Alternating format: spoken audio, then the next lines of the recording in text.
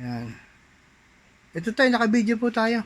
Hingi po kasi ako ng kwento sa impression mo sa pagkakagawa ko sa washing machine mo. Ako'y nasisiyahan kasi ito ay 8 buwan nakatenga to at yung kapatid ko nagpagawa sa tiga dito din. Gumastos ng 2,000 tapos inaawiran sa bumili ng bago. Dahil napalala pa. Kaya na-allergy akong magpagawa.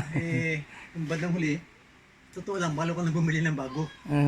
Nagbaka sakali ako sa technician na magaling, nakachamba yata. Nakita niyo naman po sa Facebook yung mga nakapost ko. Nakita ko, doon ako na-impress. Satisfied customer. Isa na ako doon ngayon. Then, yung mahalaga po dyan, yung warranty rin na pag nagka-problema, totoong babalikan ka. Salamat. So, sa mahalaga yun. Ano po tayo dyan? 3 months warranty. So, basta ang warranty ko po sa'yo, yung motor na pinalitan ko. Okay. Motor and labor. Kasama na po yan automatically. Then, wala kang babayaran sa akin basta 3 months, nagka-problema. Pero, for sure, 5 years abutin yan. Ay, salamat. Basta wag lang kakargahan ng mabibigat. Satisfying na comment mo. Ay, actually, ano yan, expert na expert ako dyan.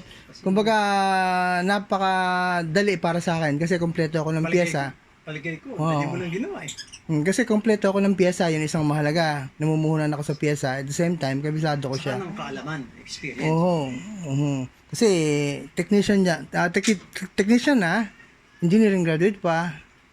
Kumbaga, nagsama-sama na yung mga May kaalaman. sentimental value sa akin yan. Nabanggit nga sa'yo, dalig ako ng fiberglass to para tumagal. Kainayang. Maganda nga magkakagawa niya eh. 2 patong yan ng fiberglass. Mahal din magpagawa ng ganyan. Mura lang yan. Ninat-ngat na yan dito. Nakatumba na yan yung bandang huli. Hindi, I mean, kapag technician ang gagawa niyan, hindi mura yan. Thank you so much po. Maraming salamat. Salamat po sa magandang Good testimonial. luck. Thank you, Tay. Thank you.